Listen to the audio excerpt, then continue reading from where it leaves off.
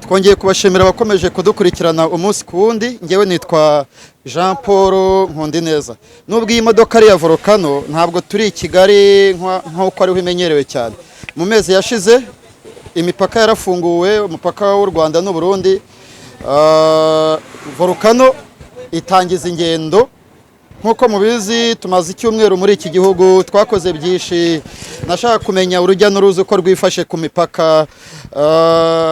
Umunyemari Nizeyimana Olivier, former president of Ferwafa, akaba umuyobozi mukuru wa Volcano, akaba ahagarariye ibikorwa bya Hyundai mu Rwanda ndetse na hano mu karere aho iri. Niwe mushoramari, ni nawe nyiri Volcano Express. Kuva kwa kabiri turi muri iki gihugu, ntabwo nari kuva i Burundi, nukuri ntasuye aho Volcano ikorera. Ni sosiyete imaze igihe kinini, ubwo muri 2015 yakoreraga hano, nyuma yaho igihugu cy'u Burundi gihagarikiye umubano n'u Rwanda kigafunga imipaka, birumvikana ko na Volcano yahise ihagarika ibikorwa byayo. Gusa hari Volcano nabonye ikora imbere mu gihugu, niba ari ya Olivier ntabwo mbizi, cyangwa se niba ari abashoramari bahisemo kuyiha iryo zina rya Volcano. Volcano ikora ingendo ebyiri ku munsi. Saa 2 hagenda bisi, saa 4 hakagenda Coaster. Nkuko nayo babwiye, urebye igiciro cyaho hishyira 17,000 ni nka 50 by'amarundi. Ariko wakwibaza ngo imodoka itwara abagenzi barenga 50 na ntabwo nzi yenda abagenzi itwaye mu Rwanda. Ariko turi buze kugirana ikiganiro n'umuyobozi mukuru wayo hano mu Burundi, atubwire abagenzi twaye uyu munsi, hanyuma ikiganiro gikomeza. Schedule uyu munsi turajya kuri ambasade y'u Rwanda aho iri mu Burundi. Tuzarangiriza ikiganiro cyacu ku kibuga cy'indege cyitiriwe Melchior Ndadaye, aho uyu munsi kandi aribwo tuza kubisoza. Nanjye uyu munsi ndasubira i Kigali, nubwo ntari buze guca hasi, naciye hasi kugira ngo turebe urujya n'uruza uko nari nabivuze. Nanone kandi turava hano dukomeze Nairobi muri Kenya, tuzajya i Bugande, tuzasoreza urugendo tujuru i Kigali.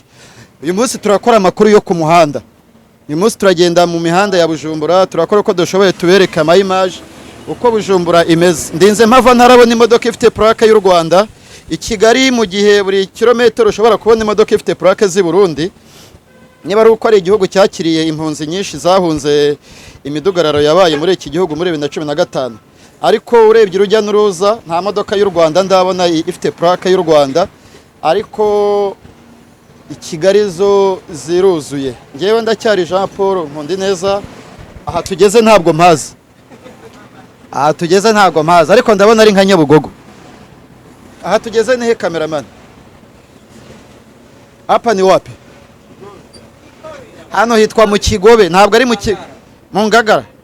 Bamwe ni mu Kigobe, abandi ni mu Ngagara. Abanyamateka baza ahantu hitwa mu Kigobe cya Persi, ariko iki ni Kigobe cya Bujumbura.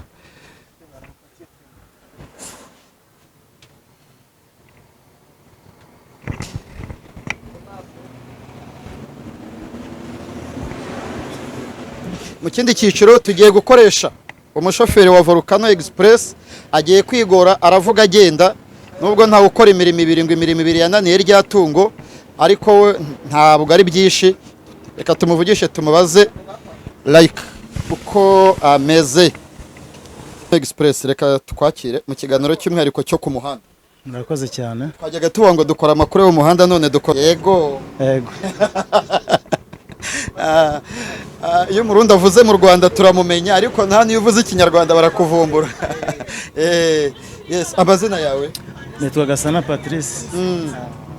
Patri, ku kintu kijyanye n'urujya n'uruza ku bagenzi by'umwihariko, imikorere ya Volcano mu gihugu cy'i Burundi, abagenzi baracyari ikibazo. N'ubu utwaye abagenzi bakeya, intebe y'inyuma yicayeho 2, ugereranyije itwaye nk'abagenzi bari ku gipimo cya 70% ugereranyije n'abo yagakwiye kugenda. Nubwo utari umushoramari, nk'iyo mutwaye abagenzi ukajyana nk'abagenzi 10 mu Rwanda utwaye bisi, si ikibazo? Ni ikibazo gikomeye cyane. Kurumva ko na karibira yakuzanye cyangwa igusubijeyo ntabwo ubuyibonye. Ariko nyine mu rwego rw'akazi nyine umuntu aba yariyemeje ugomba kubikora nyine, baba 5 baba bangahe urabajyana, ariko biratinda bakamenyera bakomeza baza. muri business bimeze uko twatangiye dutwara bake ariko urabona ko bariho baraboneka gake gake Yes, nubwo utari umunyapolitiki ariko hari ikibazo wazoma nabangwa ngiye ngo ibyo ni ibya politiki ariko niyo uvuze ngo ibitoro byabuze ukinuba egare uba wayo umunyapolitiki. Nyuma yaho imipaka imaze gufungurirwa akanyamuneza ku barundi nk'umuntu wakoreye hano kari kameze gute, abanyarwanda bari bameze gute ubwo imipaka yafungurwaga, abagenzi ba mbere mwatwaye iyo image urayibuka wayibwira abadukurikiye? Yego. Mu by'ukuri dufungura ari abanyarwanda ari abarundi babyakire neza, barishimye cyane cyane cyane kabisa, ku buryo kongera kugira gusubukura imibano abantu bakabana ibihugu bikagenderanira byari byiza cyane kurusha, byari byiza cyane baje barishima cyane cyane kabisa, ku rugero rwo hejuru rwose. Abazungu imiryango za Human Rights Watch hari ubwo bavuga ngo uko abaturage bishimye wanabereba ku maso ukabona barishimye, kubera ko i Kigali ubuzima buri hejuru. Hari ubwo uhura n'umuntu ari kwivugisha atari umusazi ahubwo gusa ari ibibazo byamurenze. Ahangaha nabonye abantu bagerageza guseka. Ni igihugu kirimo imikorere mu buryo bwa business. Urebye ni igihugu kirimo imikorere, ubona nta kibazo, ubona nta kibazo n'ukuri harimo imikorere abashoboye gukora nta kibazo kabisa. Abantu bafite bagifite amakenga yo kubanga basa ngo wajya mu Burundi ngo byaraki. Hari nk'umuntu wango ngewe nzajya mu Burundi nyuma y'imyaka 2 amaze kuba safe ko mu gihe yaba haje nta kibazo yagira. Nire jambo babwira nk'abantu bakitinya kuba bagenda i Burundi cyangwa bazi Kigali. Ibyo bintu niyo tugeze i Kigali mu by'ukuri turabibabwira nk'abanyarwanda bahari n'abandi n'abanyamahanga, turavuga ko Uburundi n'u Rwanda ari nyabagendwa kabisa, ko ubu ngubu nta karitsiye n'imwe utagendamo, ya makaritsiye bavuga ngo iyi karitsiye runaka abantu ntibashobora kuyijyamo. Ubu ngubu ushobora kurara ugenda bugacya kabisa, ntawe kukomakoma, ntawe kubaza ngo we ngo uruwahe cyangwa ngo uzane icyangombwa, uratembera uko ushaka kose no ku manywa. Karitsiye zose kabisa mu by'ukuri ni ibintu byo gushimirwa cyane. Twasoza tuvuga ngo u Rwanda ruragendwa ariko n'Uburundi buragendwa mu by'ukuri, umutekano ni 100% kabisa. Ni 100% kabisa. Urakoze cyane. Yego murakoze. Yes, u Rwanda ruragendwa n'Uburundi buragendwa. Visit Burundi, visit Rwanda. Tubereyeho mwebwe tuzi ko twafata ibi bintu bikagenda bikajya muri puberi, ntabwo twakora izi ngendo ndende. Turi buve hano uyu munsi muri aya mashusho muraza kubonamo, turaza gukora uko dushoboye turabereka ambasade y'u Rwanda ikorera. Ambasade y'u Rwanda irahari, ifite uyihagarariye Monsieur Fidel. Ambasade y'u Rwanda ahantu iri ni hafi ya ambasade ya Kongo. Tugiye kuva hano turajya kuri ambasade y'u Rwanda, nitugira amahirwe turabonana na Fidel, nitutamubona turabereka byibura inyubako. Nyuma yo kuva kuri ambasade turanyarukira ku kibuga cy'indege cyitiriwe umuhisi Melchior Ndadaye. Tubibutse ko Burundi ari bwo buyoboye umuryango wa Afrika y'Uburasirazuba. Generali Ndayishimiye Evariste niwe uyoboye Afrika y'Uburasirazuba, uhagarariye parliament EAR parliamentary no Murundi, uhagarariye urukiko rwa Afrika y'Uburasirazuba Honorable Nestor Kayobera no Murundi nawe. Muri imyaka 5 Uburundi buhagaze neza mu karere, niyo mpamvu ari igihugu ubona kirimo abantu benshi bagisura, ariko kandi n'amategeko akubahirizwa, kuko ndatekereza ko umuryango wa Afrika y'Ubuseruko ufite amategeko yawo.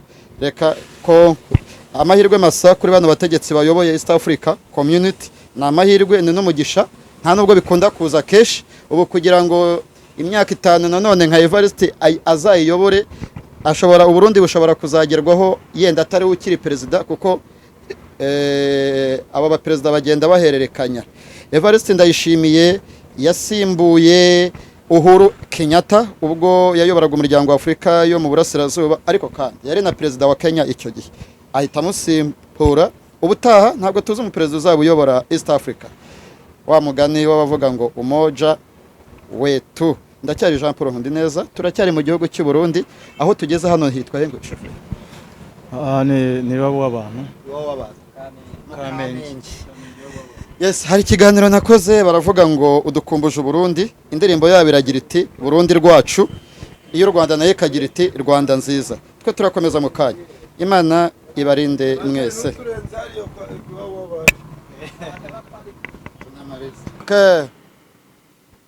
Alright, ndacyari Jean Paul Nkundineza, Jalas Official TV online. Hano tugeze ni mu Kamenge. Amakuru uyu munsi turayakorera mu muhanda mu Kamenge kuri rompuwe hafi ya hitwa iwabo w'abantu. Ababaye mu Burundi, abavukiye mu Burundi, abatuye mu Burundi barumva aho tugeze. Mu Kamenge ni imwe mu makaritsiye izwi cyane mu gihugu cy'u Burundi. Mu kanya nababwiraga ko amakuru yacu uyu munsi tuza kuyakorera ku muhanda. Niyo mpamvu nifuje ko muri iki gice ngiye kuvugana n'umuyobozi wa Volcano Express mu gihugu cy'u Burundi kugira ngo tuganire, tumubaze byinshi bitandukanye bijyanye n'imikorere ye ya buri munsi. Reka tumusabe aze tumuganirize. Ikaze iwabo w'abantu. Murakoze cyane. Umeze neza? Imeze neza. Imikorere imeze gute? Mikorere imeze fresh. Imeze neza. Harya Volcano yasubukuye ingendo, waba wibuka nk'igihe yatangiriye yongeye gusubukurira ingendo hano? Volcano yasubukuye ingendo, sinzi ko mushaka ko oya byo urashaka kuvuga ngo ni nk'amezi 5 cyangwa mu kinyarwanda uko izo byose. Volcano yasubukuye ingendo itariki 10 z'ukwezi kwa kabiri k'uyu mwaka. Biracyari bibisi? Ubwo biracyari bibisi, no kuvuga ko imaze amezi 3. Maze hafi amezi 3. Ntabwo arakwira neza. Okay, niho twari dutangiriye. Amazina yawe witwa?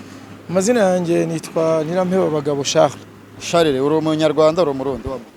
Ubundi giye kubusanzwe ndi umurundi ariko kuvuga ikinyarwanda cyesha? Mvuga ikinyarwanda kuko navukiye mu Rwanda ndahakurira. Okay. Noneho nza mu Burundi. Nza mu Burundi nk'igihugu cy'abavyeyi, ubwo rero urumva mvuga ikinyarwanda nkavuga ikirundi nk'igihugu navukiyemo, urabyumva. Reka dushimire Nizeyimana Olivier wemeye gukoresha umuntu ufite byibura iyo background cyangwa se nizo ndangagaciro, kuba umetiriza ikirundi ukametiriza n'ikinyarwanda. Nice. Reka tujye mu bibazo biri tekinike. Volcano mu gihugu cy'u Burundi isobanuye iki ku Barundi, bivuze iki ku Banyarwanda? Ku busanzwe uriya mugabo umurebe mu maso. Volcano ni brand nini keretse ku Burundi no ku Rwanda no muri aka karere, ni ikintu gikomeye cyane. Umbajije rero specifically hano Volcano ku Burundi n'u Rwanda, navuga ko ni yafuni ibagara ubushuti, ni ka karenge n'umusemburo, ni wo musemburo ugiye kureba umubare w'abantu baba abanyarwanda bavuye mu Rwanda baje hano, abarundi bavuye Burundi bajya mu Rwanda, mukaba muzi yuko ari ibi bihugu ari ibihugu bituranye ariko bivukanye. Birumvikana neza rero kuba Volcano iri hano, navuga ko ni imbarutso y'ubucuti, ni ifuni ibagara ubucuti. Twinjiye muri business, abagenzi benshi ugira ni Abarundi n'Abanyarwanda, ni igihugu kibanyi, ubona like umubare koko mutanga mwaka passport muri aya mezi 3 bakwaje ngo tubwire ukora raporo y'amezi 3 specifically, bakakubwira ngo ni Abarundi bambutse umupaka bajya mu Rwanda cyangwa n'Abanyarwanda n'Abarundi bambutse umupaka baze Burundi. Ibyo icyo nakubwira nuko muri rusange ibi bihugu umupaka wari umaze imyaka 7 ufunze, kandi nakubwiye ko ari ibihugu by'ibivukanyi. Ubwo nukuvuga ko hari abantu bafite za famiye hano n'abandi bakazigira mu Rwanda. Rero harimo equilibre ikomeye, Abanyarwanda bajya mu Burundi n'Abarundi bajya mu Rwanda, ubirebye harimo equilibre, bose baraza ku rugero rungana 50-50 rwose ku rugero rungana, ariko Abarundi bajya hejuru ho gatoya bivanye nuko hariho abajya guhahira Uganda, kandi abo nabo bagenda muri Volcano. Ubwo rero ugiye kureba wavuga ko nk'Abarundi nka 60%, Abanyarwanda bakanka 40%. Mu kiganiro nakoze mbere naravuze ngo Olivier ni umusozi uzamuka uremereye ushaririye, yafashe ni riske kuko nashingiye ku modoka yaciye hasi yazanye abagenzi batarenga 10 cyangwa se nka 12 bisi igiye ijyanye nka 25 nkavuga ngo muri business ni umusozi uzamuka ubona ari izihe mbaraga yakuye agafata initiative akemera gushora imari hano hantu mu gihe kirekire cyari gishize business yaranahagaze? Nakubwiye yuko Volcano uko imeze ntabwo ari sosiyete ariho igitangira gutwara abantu. Boss nk'uko urimo kumuvuga ni umuntu ufite uburambe muri aka kazi, ni umuntu uzi icyo gukora.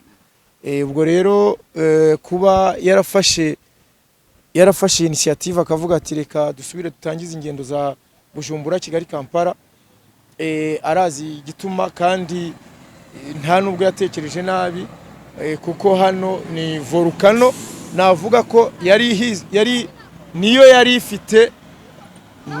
ifite imbere yuko ingendo zihagarara, niyo yari ifite nka 80% z'abantu bagenda muri ibyo bihugu nababwiye.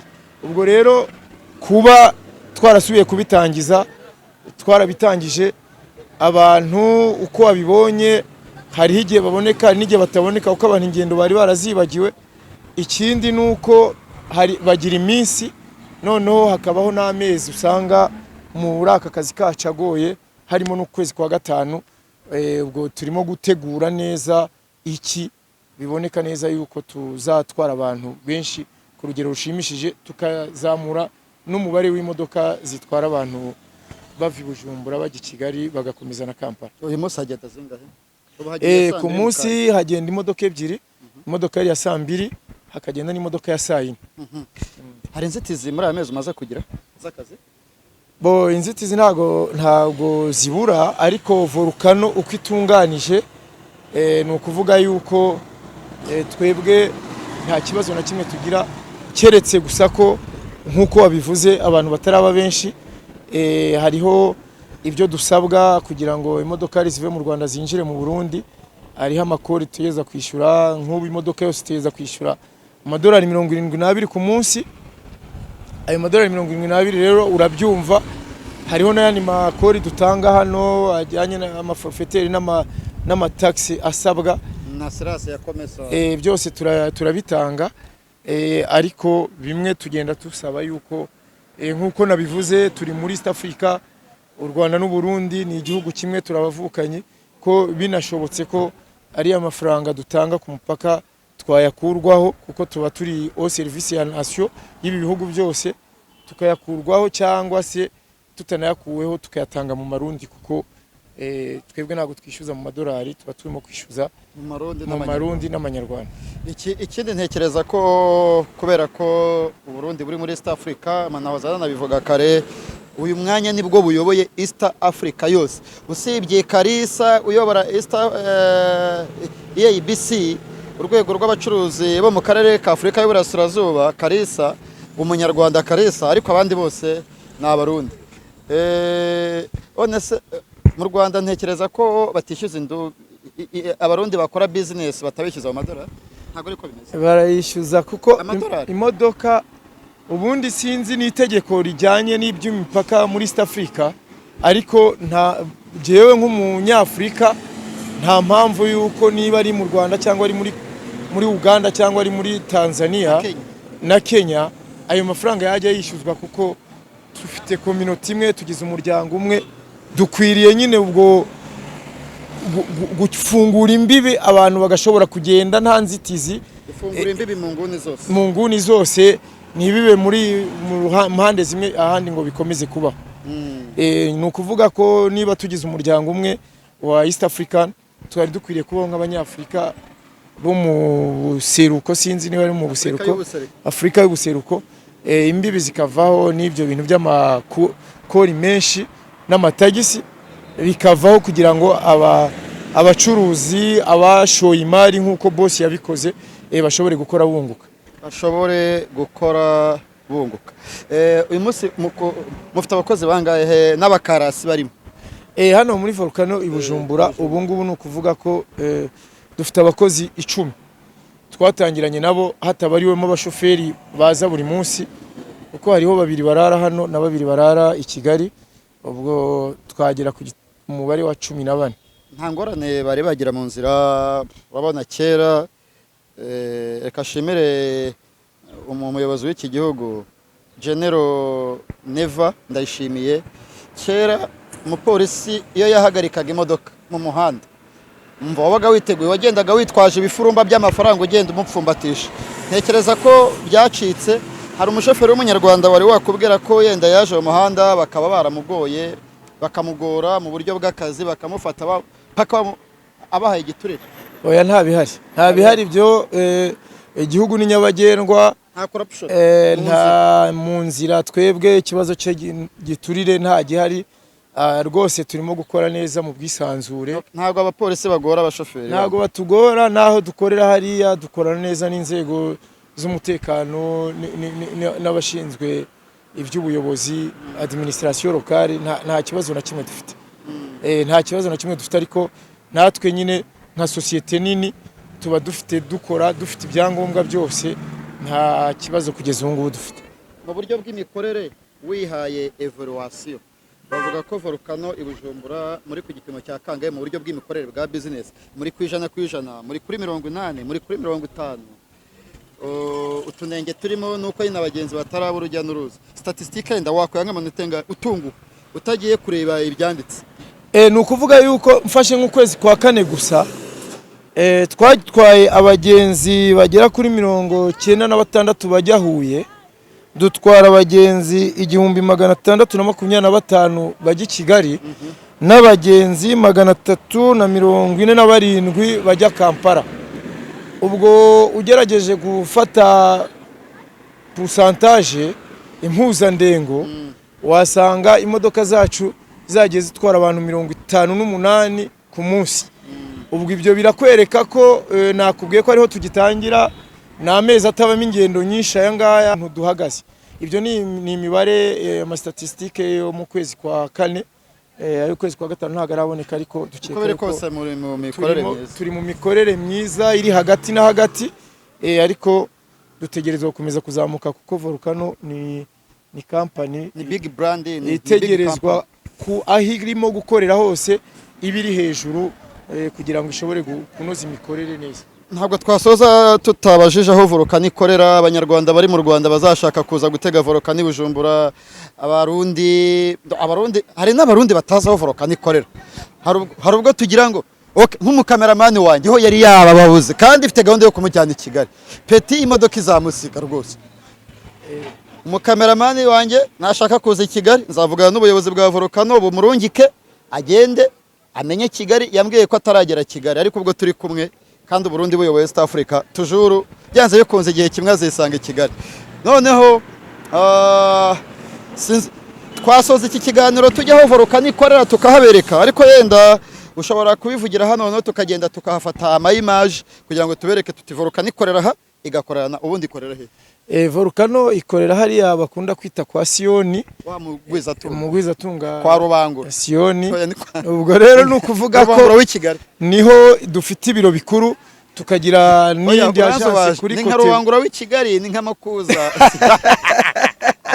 no Olivier uriya ibintu by'abakire ntago wapfa kubimenya iyo utari we ariko dekorera nyine hariya mu gipangu ahitwa kwa Sioni niho ni mu Ngagara iruhande rw'isoko nini yindi yitwa Kotebu naho nyine kuri Kotebu tubafite ka agence niho na Volcano irahakorera ibijyanye no mu Rwanda byo ni inzira zose wambutse umupaka kuzagera Nyabugogo hose mu Rwanda Volcano ikorera Nyabugogo ikorera Nyabugogo ariko i Burundi i Bugande Volcano iparika hehe hafi yo mu Gikubu yego nuko rero niko bimeze hano duparika hariya mu kigo muri gare yo mu Gwizatunga Bisiyoni ubundi tukaba dufite n'aka agence kuri Kotebu yes nibidushobokera nzavugana n'ubuyobozi bwa Volcano Express tuzasimbukira i Kampala mu Bugande aho Volcano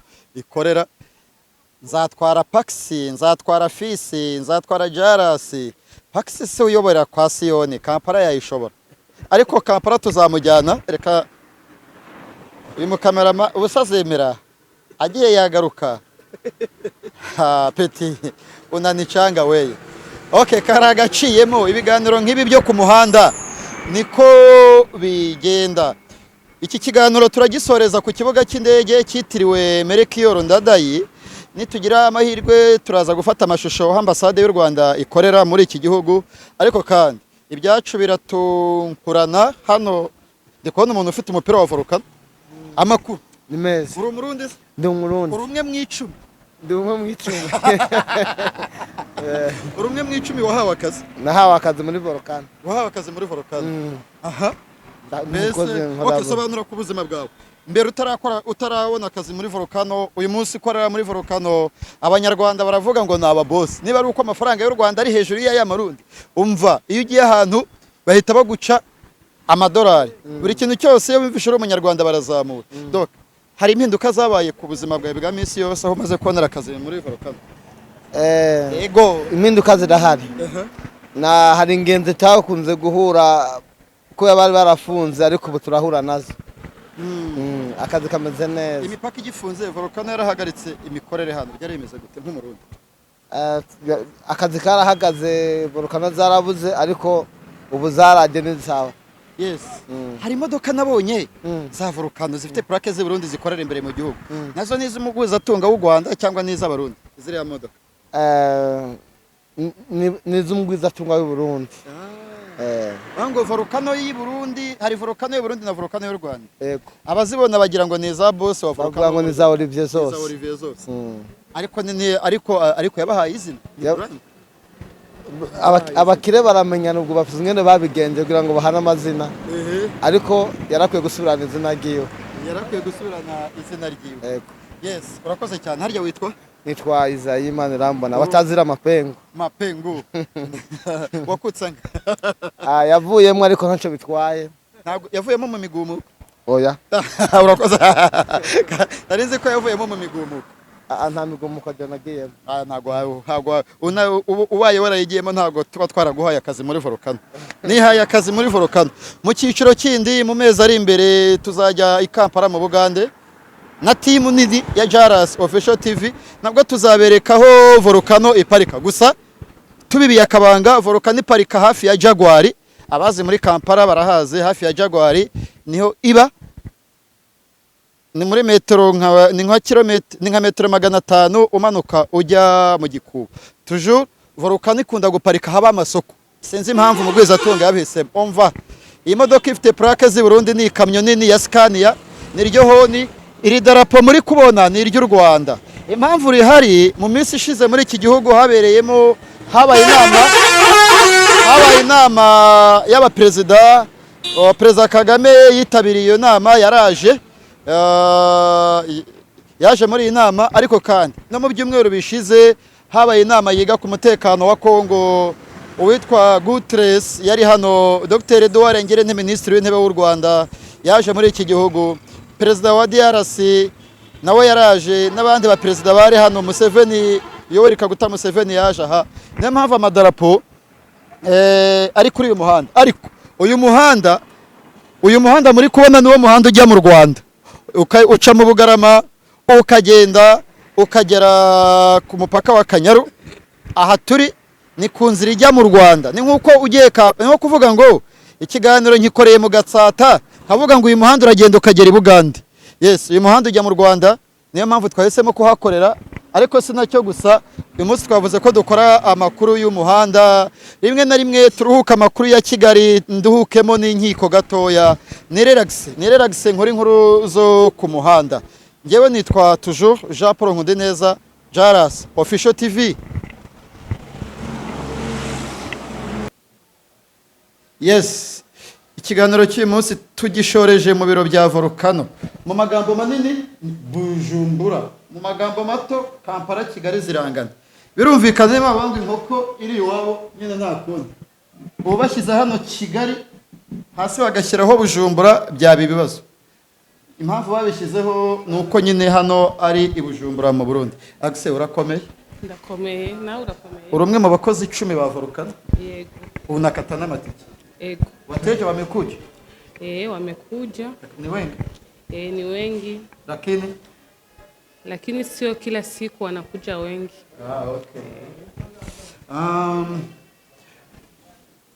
Kubona Kazura umwana w'umukobwa mutoya ukakabona muri volcano byahinduye ubuzima bwawe gute?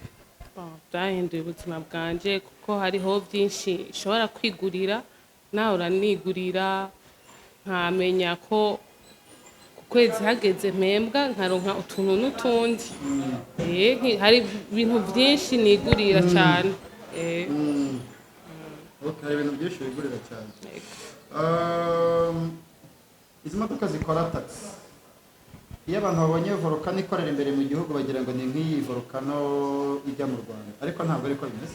Oya, ntabwo ariko bimeze, muga urabizi ko muri transport haba hariho concurrence, babita abakeba kuko no ngaha abakeba barahari.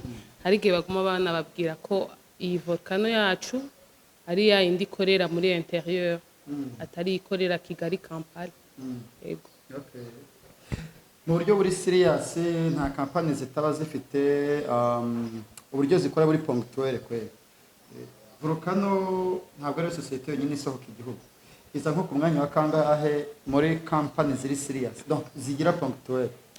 Ino mu Burundi no kuri volcano, bon sinivugiye ko hariho nkora volcano ni ya mbere, ni ya mbere igira ku masaha shima, ari ya mbere niyo hagenda zibiri ku munsi.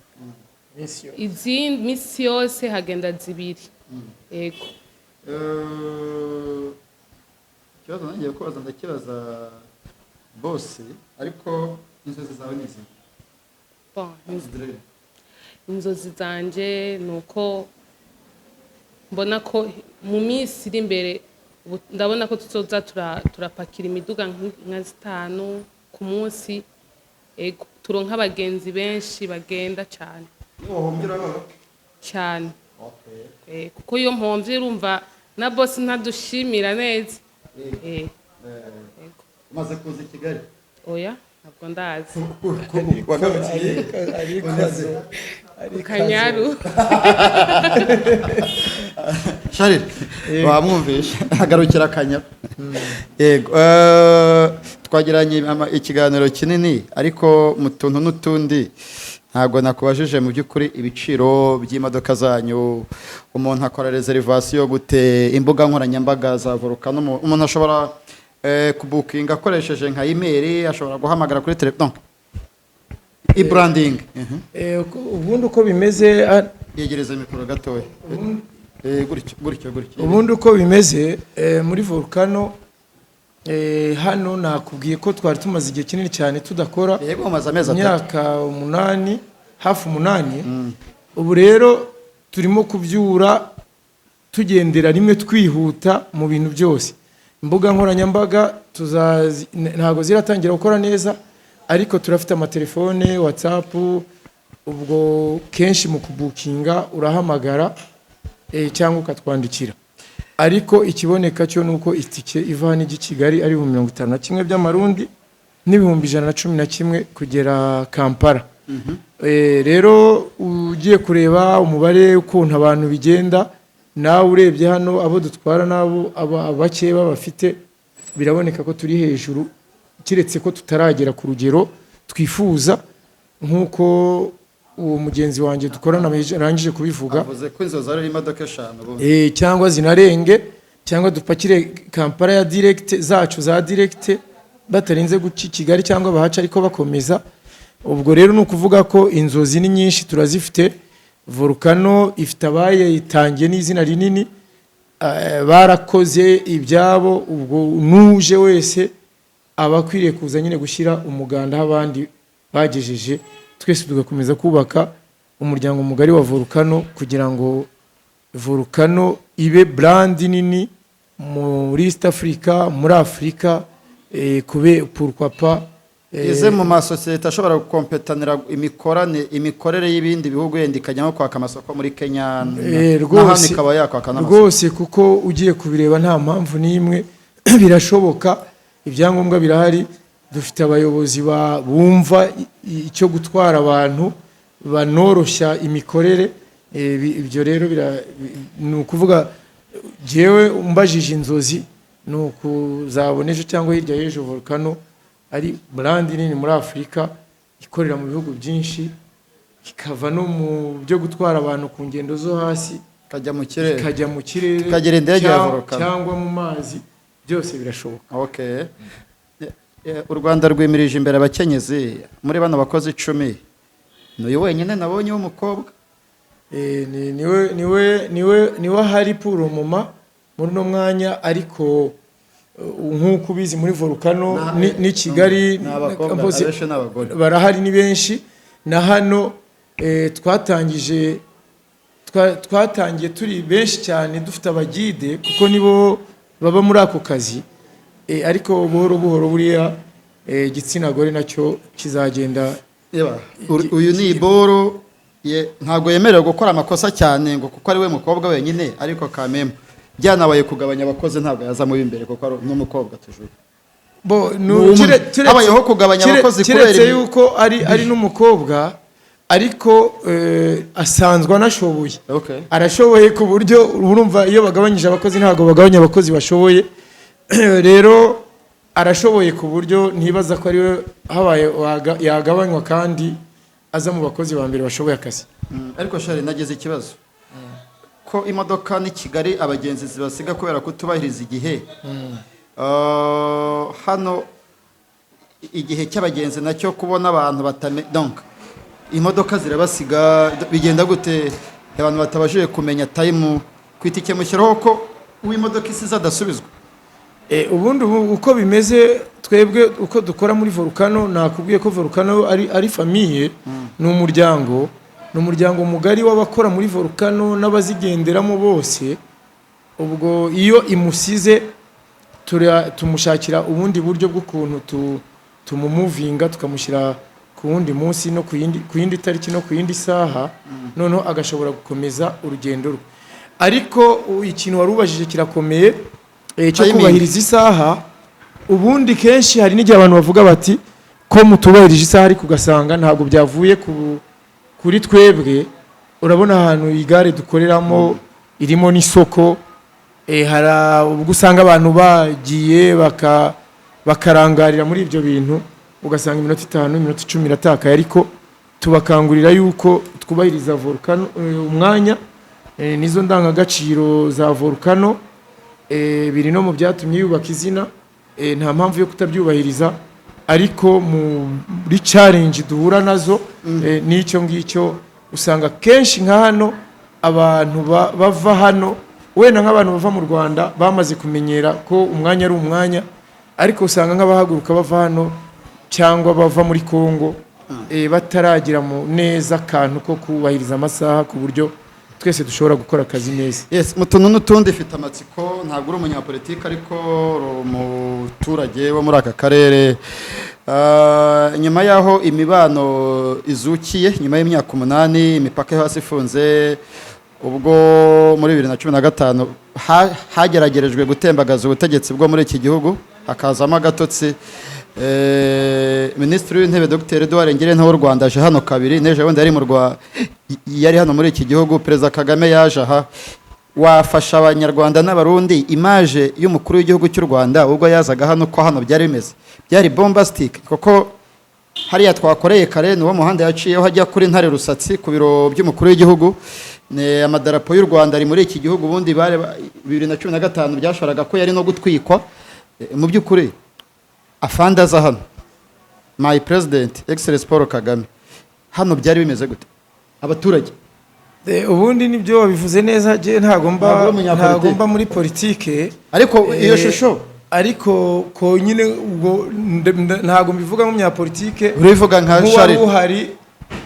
Nabonye ko umukuru w'igihugu cy'u Rwanda nyakubahwa Paul Kagame yakiriwe neza, n'abarundi bari banyotewe cyane kubona imibano y'ibihugu byacu isubira kumereza nk'uko nabikubwiye n'ibihugu bivandimwe bivukanye. Urumva ko mvuga n'ikinyarwanda, ubwo rero ni ukuvuga ko byari bimeze neza, abantu barishimye, ibintu bararyoherwa. Biboneka ko abaturage bari bifuza yuko umubano w'u Rwanda n'u Burundi usubira kugenda neza. Abantu baranabuza bati niba Perezida Kagame yaje i Burundi tayari n'imipaka irafungurwa kandi koko yahise gufungurwa. Niko byagenze nyine, ubwo biboneka ko abakuru b'ibihugu byacu ba nyakubahwa bombi baganiriye bagasanga nta mpamvu yo gukomeza gufunga imipaka, kandi abasanzwe ababa muri ibi bihugu ari abavandimwe, ari abavukanyi. Jewe ukora muri Volcano ubona buri munsi abava hano bajya mu Rwanda, abava mu Rwanda baza hano. Natangajwe no kubona abantu bari bamaze imyaka 8 batabonana, bahoberana bakarira, abandi ukabona ko ari ibintu biteje emotion. Nyine byumvikanaga yuko hariho icyabaye cyatumye abavukanyi badashobora kubandanya bagirana imigenderanire nk'uko bivugwa. Good. Ntabwo twari kuva hano rega tutakikubaje, kuko kuza kwe hano ni nako gufungura amarembo y'ibihugu byombi. Reka tugushimire.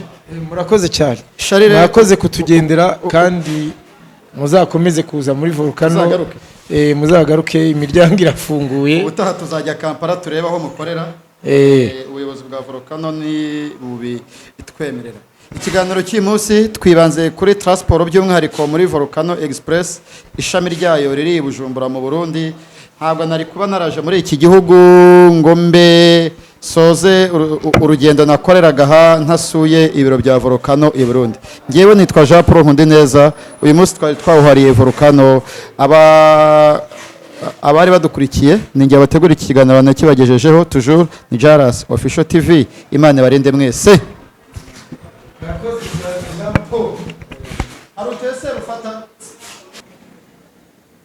Yes.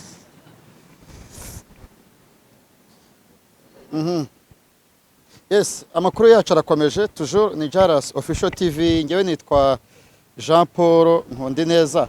Aha tugeze nyuma y'amashusho menshi mwabonye yerekana umujyi wa Bujumbura, hano tugeze ni mu Rwanda.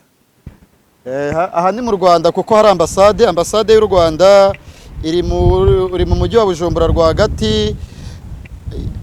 Aho yubatse nyirizina yitwa Rohero. Iyi ambasade imaze imyaka 55 yubatswe bwa mbere muri 68 ku butegetsi bwa Gregoire Kayibanda. Ndatekereza ko niwe wari perezida icyo gihe. Iyi ntabwo ambasade yacu ikodesha, oya. Aha hantu hamaze imyaka 55 hubatswe, bivuze ngo ni ku butaka bw'u Rwanda. Niyo mpamvu narivuze ngo aha tugeze ni mu Rwanda, ni ubutaka bwabo. Icyaba cyose iyi nyubako yahaba kubera yuko ari inyubako ya ambasade. Iyi ambasade iherereye rero, ngewe gukoresha uko nahabonye. Iyi ambasade iri nko muri metero 500 uvuye kuri rya soko ryahiye mu myaka yashize riri mu mujyi wa Bujumbura. Ariko kandi ituranye na ambasade ya Kongo. Ambasade ya Kongo iri hano. Iyi ambasade ituranye na microfinance yitwa Eden Microfinance. Ni microfinance bivugwa ko ari ya General Prime Niyongabo. Iyi microfinance ni y'umugeneral, mbese no mu boss. Ntago wayobora igisirikare ngo bure na ka bank aho ngaho hafi. Aha hantu rero ntabwo diaspora yacu ikora, ntabwo iri active kuva 2015 ubwo hazaga imvururu. Diaspora y'abanyarwanda baba mu Burundi yahise itatana nayo, abenshi barasubira mu Rwanda bahunze. Rero nyuma yaho imibano itangiye kugendera neza, imipaka igafungurwa, abaperezida b'ibihugu byombi, Perezida Kagame amaze kuza hano, Minisitiri w'Intebe Edouard Ngirente yarahaje, Professeur Nshuti Manase yaje hano, namenye ko General Nyakarundi ari hano akuriye urwego rw'iperereza mu Rwanda.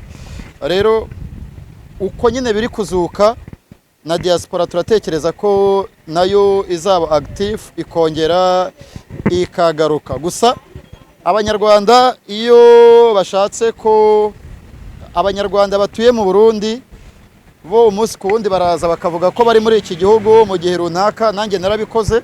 Niyo mpamvu ndi hano kuko nabibwiye Munyeshyaka Fidel, namubwiye ko ndi hano, niwe uhagarariye hano ni chargeur d'affaires w'u Rwanda hano mu Burundi. namubwiye ko ndi muri iki mu Burundi uhagarariye inyungu z'abanyarwanda ni Charge d'Affaires Munyeshyaka Fideli, niwe uri hano, ari hano kuva 2015, nawe amaze imyaka nk'umunani ari ahangaha. Ariko kandi hano mu myaka yashize habaga abanyarwanda benshi bishoboka, n'uyu munsi baracyahari hano. Nyuma y'aho imipaka ifunguriwe, sosiyete ya Volcano Express yahise itangiza ubucuruzi bwayo nk'uko isanzwe ikora umurimo wa transport.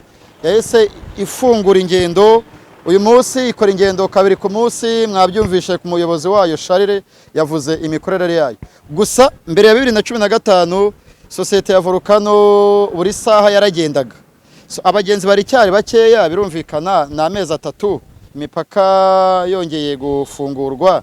Ndatekereza ko umwaka uzajya gushira ingendo zaramajije kuba urujya n'uruza. Iki nacyo kiganiro twavuga ngo nicyo cya nyuma dukoreye aha kuri ubu butaka bw'u Burundi mbere yuko dusubira mu gihugu kibanye. Aha niho dushoreje akazi k'uyu munsi, aho mwagiye mubona ibice bitandukanye bigize umujyi wa Bujumbura. Mwabonye ko twasuye kwa Siyoni aho Volcano iparika, twagiye kuri Kotebu, twazengurutse umujyi aho bishoboka. Abahazi bajye bavuga ngo aho naha, ngewe ntaho nzi. Aho nzi ni mu Rwanda no ku isoko ryahiye, n'aho ambasade ya Kongo ikorera, ahandi potere ya Mbari. Gusa uhazi we azabibona. Mwemerewe gukora comment na share, mumwemereye kuvugaho mwabonye. Ariko kandi tuzagaruka, Burundi buragendwa n'u Rwanda ruragendwa. Ni visit Burundi and visit Rwanda. Ngewe nitwa Jean Paul Nkundineza, tubashimire ko mwemeye kubana natwe. Iyi ni Jaras Official TV.